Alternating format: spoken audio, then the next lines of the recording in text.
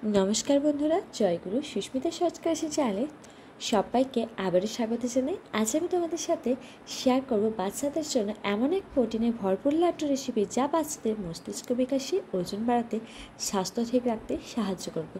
তো চলো স্কিপ না করে ঝটপট দেখে নাও কীভাবে আমি সহজের জন্য ঘরেতেই ড্রাই ফ্রুট লাড্ডুটা বানিয়ে রাখি।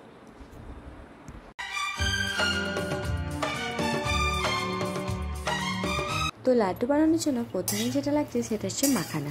আমি 2 কাপ মতো মাখানা নিয়ে ভালোভাবে এখানে রোস্ট করে নিচ্ছি। আর এখানে নিয়ে নিয়েছি 10-12টা মতো খেজুর, ভালোভাবে ধুয়ে এর মধ্যে থেকে বীজ বার করে অল্প জল দিয়ে কিছুক্ষণের জন্য ভিজিয়ে রাখছি। খেজুর বাচ্চাদের ওজন বাড়াতে বেশ সাহায্য করে।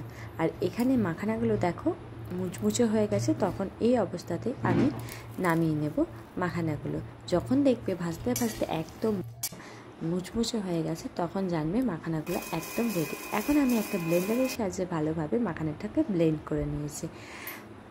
ছাঁকনি দিয়ে আমি মাখানাগুলোকে ভালোভাবে ছেড়ে নিয়েছি যাতে কোনো রকম লাম্পস না থাকে। তারপর আমি চীনাবাদামকে রোস্ট করে মিক্সিতে ভালোভাবে পেস্ট করে নিয়েছি। এরপর যে খেজুরগুলো আমি ভিজিয়ে রেখেছিলাম সেগুলোকেও ব্লেন্ডারে দিয়ে ভালোভাবে ব্লেন্ড করে নিচ্ছি। এখন কড়াইতে ঘি দিয়ে আমি খেজুরের পেস্টটাকে একটু ফুটিয়ে নেব। তোমরা চাইলে এতে বাটারও ইউজ করতে পারো।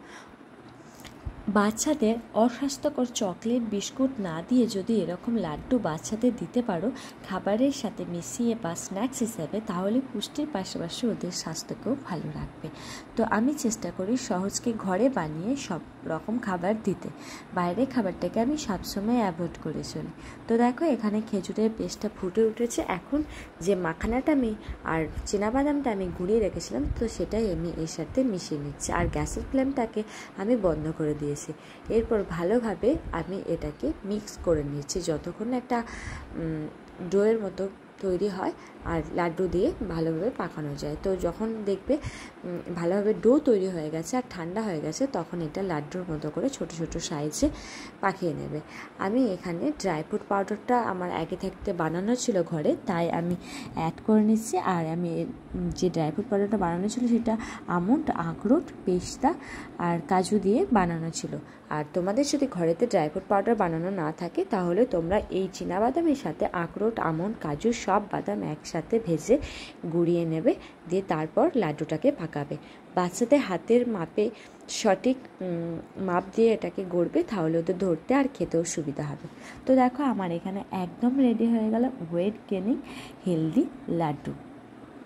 এটা তোমরা ফ্রিজে 2 সপ্তাহের মতো স্টোর করে রেখে বাচ্চাদের খাওয়াতে পারবে। বাচ্চাদের খাবার তাই বলছি বেশি দিন স্টোর করে রেখে না খাওয়ানোই ভালো। এই লাড্ডুটা তোমরা বাচ্চাদের খাবারের সাথে মিশিয়েও খাওয়াতে পারবে, আবার ওদের স্ন্যাক্স হিসাবে হাতেও দিতে পারবে। এটাতে প্রচুর পরিমাণে প্রোটিনে ভরপুর থাকায় বাচ্চাদের এনার্জি শক্তিকে যেমন বাড়াবে, তার পাশাপাশি ওদের পুষ্টিগুণও পাবে, আবার খেতে ওরা বেশ মজা পাবে। তো রেসিপিটা কেমন লাগলো অবশ্যই কমেন্টে জানিও। তোমরা কমেন্ট করলে আমি উৎসাহ পাই নতুন একটা ভিডিও বানাতে। তোমাদের কমেন্ট পড়তে আমার খুবই ভালো লাগে। আর যদি মনে হয় একটু হলেও এই রেসিপিটা তোমাদের উপকারে আসবে তো বলবো প্লিজ চ্যানেলটিকে সাবস্ক্রাইব করে রাখো নতুন নতুন ভিডিও পেতে। আজকের মতো টাটা, ভালো থেকো বন্ধুরা।